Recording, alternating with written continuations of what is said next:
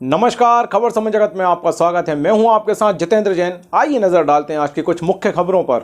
एक और विधानसभा चुनाव और उम्मीदवारी को लेकर पूर्व विधायक भंवर सिंह शेखावत से समय जगत की चर्चा के शेखावत जी ने कहा कि उम्र के वर्तमान दौर में वे चाहते हैं कि बदनावर विधानसभा क्षेत्र में रह गए उनके अधूरे कार्यों को पूरा कर लें। बदनावर विधानसभा क्षेत्र का मतदाता भी चाह रहा है कि शेखावत जी चुनाव लड़े ताकि पिछले विधानसभा चुनाव में मतदाताओं से हुई भूल चूक को वे सुधार लें। उन्होंने आदिवासियों पर हो रहे अत्याचार पर भी चिंता जताई। कांग्रेस से चुनाव मैदान में उतरने की संभावना को उन्होंने बल दिया है। कांग्रेस से भाजपा में शामिल हुए विधायकों को लेकर शेखावत जी ने कहा कि उनकी कार्यशैली से पार्टी कार्यकर्ताओं क्षेत्रीय मतदाताओं में बहुत असंतोष है। आदिवासियों पर हो रहे अत्याचार को रोके जाने को लेकर शेखावत जी ने कहा कि उनके साथ बहुत ज्यादती हो रही है। कांग्रेस पार्टी से उम्मीदवार होने की चर्चा को लेकर शेखावत जी ने कहा था कि कांग्रेस और भाजपा में अब अंतर कहां रह गया है, सिद्धांत ही नहीं रहे। दर्शकों नमस्कार। आज हमारे बीच भाजपा के कद्दावर नेता, जिनका नाम सुनते ही युवाओं में भी जोश आ जाता है और वो अपनी कार्यशैली के लिए बिल्कुल मशहूर हैं। पूर्व विधायक रहे हैं, अपेक्स बैंक के अध्यक्ष भी रहे हैं। वर्तमान में भी फिर उनकी राजनीति में कहीं से चुनाव लड़ने की खबर बड़ी जोरों से चल रही है।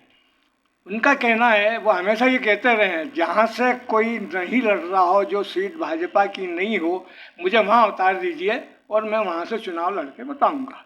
और ऐसा करके उनने कई बार ऐसी सीटों को निकाल के और भाजपा को वहाँ विजय दिलाई है। आज विशेष रूप से उनके लिए चर्चा है, बदनावर क्षेत्र से उनको फिर से लड़ाया जाए, ऐसी क्षेत्रीय जनता की मांग है। और हम बात करते हैं शेखावत जी क्या कहते हैं इस बारे में। शेखावत जी, आपसे बदनावर की जनता चाहती कि आप बदनावर से एक बार फिर लड़ें।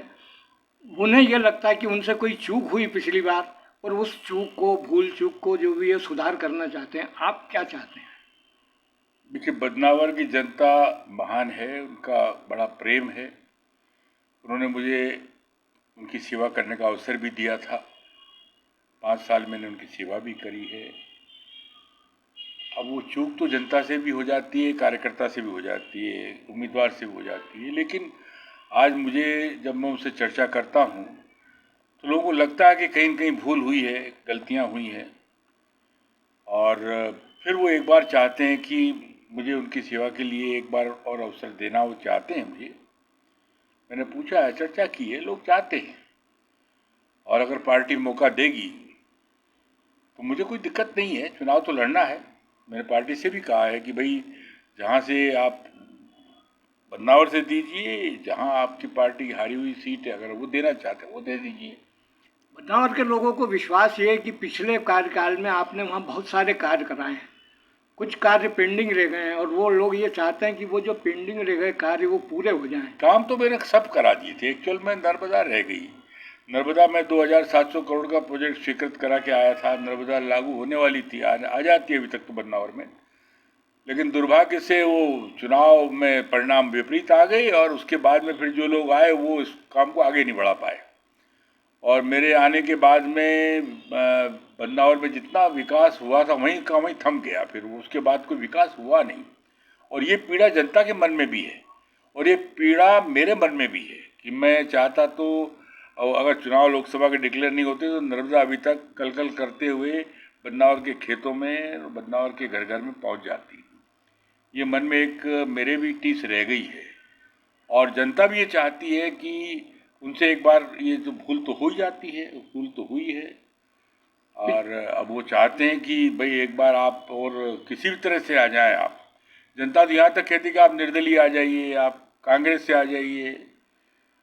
लेकिन अब भाई, मुझे भी अब अपने जीवन के इस अंतिम पड़ाव में विचार तो करना है। लेकिन मैं चाहता हूँ कि जो बचा हुआ काम है वो पूरा करके अगर मैं जनता को दे दूँगा तो बदनावर का अंतिम भविष्य भी बन जाएगा, और मेरी भी मन की इच्छा पूरी तो होगी। थी आपने कुछ जो कांग्रेसी भाजपा में आए थे, विधायक मंत्री भी बने, उनकी कार्यशैली से आप भी नाराज हैं और कुछ लोग, क्षेत्रीय लोग भी नाराज हैं। तो ऐसी क्या वजह हुई? वो क्या वो भाजपा में आके भाजपा के अनुरूप कार्य नहीं कर पा रहे हैं? भाजपा की सरकार पिछली बार आते आते रुक गई थी कई कारणों से।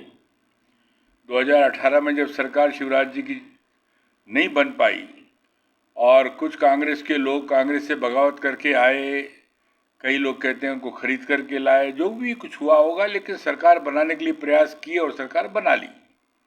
लेकिन जो लोग आए थे कांग्रेस से सरकार बनाने में, जिनने मदद की थी, उनकी जो कार्यशैली है उससे जनता में, कार्यकर्ताओं में अभी बहुत असंतोष है। लोग उनके कार्यशैली से और जो काम मैं छोड़ कर के आया था वो अधूरे रहने की वजह से लोग नाराज हैं। ये कारण है, होता है, उनके हर एक का अपना अपना काम करने का तरीका है। और अब जब जनता कहती है कि साहब किसी भी कीमत पे हमें गलती को सुधारने का मौका हम सबको मिले, तो मैं समझता हूँ कि कांग्रेस बीजेपी हमने कभी नहीं की। मैंने जब काम किए, वहाँ विकास के काम देखे, मैंने वहाँ कमियाँ देखी, मुझे लगा कि यहाँ तो जनता बहुत परेशान है। और जनता में देखिए, वोट देने तक राजनीति में कांग्रेस बीजेपी होती है। वोट में जब आप विधायक बन गए, जनता ने आपको चुन लिया, और जनता के चुनने के बाद में फिर अगर कोई विधायक कांग्रेस बीजेपी करता है तो मैं उसको गलत मानता हूँ, सिद्धांत है। क्या यही एक विशेष कारण नहीं है कि आपने किसी से ऐसा भेदभाव नहीं किया, इसलिए आप वहाँ लोकप्रिय बने हुए हैं? आपने कभी किसी कार्यकर्ता को भी ऐसा महसूस नहीं होने दिया, आम आदमी को भी ऐसा महसूस नहीं होने दिया कि वो दूसरा है? आपने वो दूरी नहीं रखी जैसे नेता और वो लोग। रखना भी नहीं चाहिए। एक्चुअल में मैं कॉलेज के टाइम से मेरी कार्यशैली यही रही। मैं कभी काम के अंदर या विकास के अंदर या किसी की मदद करने के चक्कर में कांग्रेस बीजेपी करना गलत है किसी भी लीडर के लिए, मेरे सिद्धांत के खिलाफ है। बेसिकली देखिए, आप लीडर सबके हैं। अगर आप मान लिया कुछ लोगों ने आपको वोट नहीं भी दिया है तो आपको प्रयास करना चाहिए कि उन्होंने वोट क्यों नहीं दिया आपको। और जिनने वोट दिया है और जिनने नहीं दिया वो सब आपके मतदाता हैं। इसलिए कांग्रेस बीजेपी चुनाव के बाद में करना या विकास में भेदभाव करना या जनता को भेदभाव की दृष्टि से देखना, ये एक अच्छी लीडरशिप को नहीं करना चाहिए मेरे हिसाब से, जो मैं नहीं करता। इलाका है और कुछ आदिवासियों को बीजेपी से नाराजगी है, ऐसे में आदिवासियों को कैसे मनाया जाएगा? नहीं, आदिवासियों के साथ में इस वक्त अन्याय हो रहा है। अभी मेरे को जानकारी मिली है कि आदिवासियों की ज़मीनों को हड़पने का, ज़मीनों को बलात् कब्जा करने का, उनको बरसों से जो लोग बैठे हैं उनको हटाने का प्रयास चल रहा है। बदनावर के अंदर ये दुर्भाग्यपूर्ण है। और जो नेता लोग ये सब कर रहे हैं, बेसिकली ये अन्याय है। तो ये जानकारी मेरे को भी मिली है और बहुत अच्छे लोग हैं, भले लोग हैं। देखिए, शासन का कोई भी प्रोजेक्ट आप लाते हो तो किसी की ज़िंदगी और किसी को उजाड़ करके लाने का आपको कोई अधिकार नहीं है। ऐसा मुझे बताया गया है कि आज आदिवासियों की ज़मीन खतरे में है।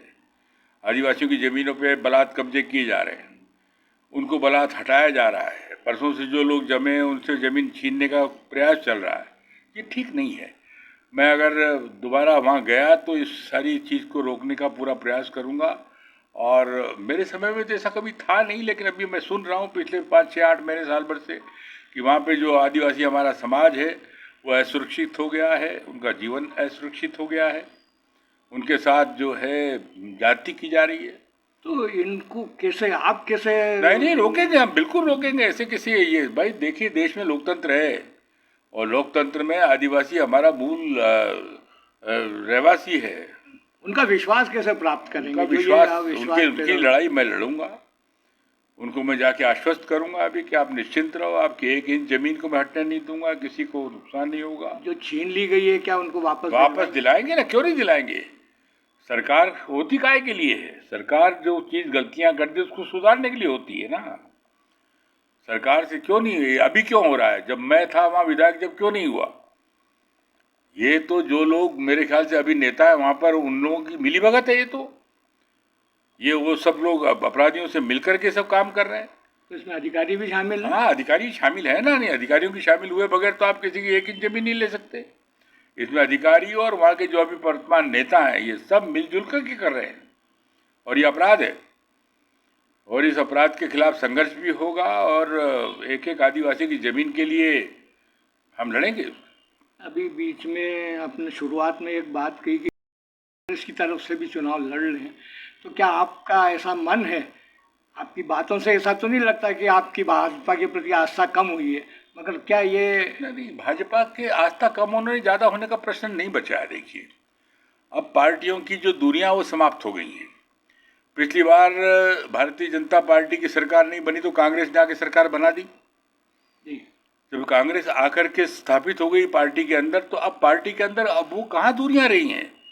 अगर आज कांग्रेस में और बीजेपी में अब कोई दूरी तो बची नहीं, सिद्धांत में भी कोई दूरी नहीं बची है। और इसलिए ये कहना कि कौन कहाँ से लड़ेगा, देखो न, देखिए आज की तारीख में न तो मैं भाजपा से निकला हूँ, न कोई कांग्रेस से मेरे पास कोई आवेदन आया है। लेकिन कल को अगर जनता बदलावर की चाहेगी, बदलावर की जनता का कोई आदेश होगा, तो वो तो सर आंखों पर है। जनता की आकांक्षा अगर होगी तो जो आदेश जनता का होगा उसका पालन करेंगे। कांग्रेस से फिर लड़ सकेंगे? नहीं, मैंने कभी मना नहीं किया और मेरे को कभी आज कोई कांग्रेस ने मुझे कोई आवेदन भी नहीं दिया है। मैंने कोई कांग्रेस में आवेदन दिया नहीं और कांग्रेस ने मुझसे कोई निवेदन किया नहीं। राजनीतिक क्षेत्रों में, शहर में, और मेरी कांग्रेस से कभी कोई गुरेज नहीं रही। कांग्रेसी लोगों से, कांग्रेसी परिवारों से, मेरे परिवार है, देश की पार्टी है इतनी बड़ी, उसमें क्या दिक्कत है। मगर इस बार जो चर्चा ऐसी खूब चल पड़ी है कि शेखावत जी भाजपा छोड़ के कांग्रेस में जा रहे हैं, ऐसी चर्चाएं बाजार में होती है। चुनाव के समय में सब चर्चाएं चलती भी हैं और चर्चा तो चर्चा है। इंदौर से खबर समेत जगत के लिए मदन भगत की report. For latest news, subscribe to our channel and press the bell icon.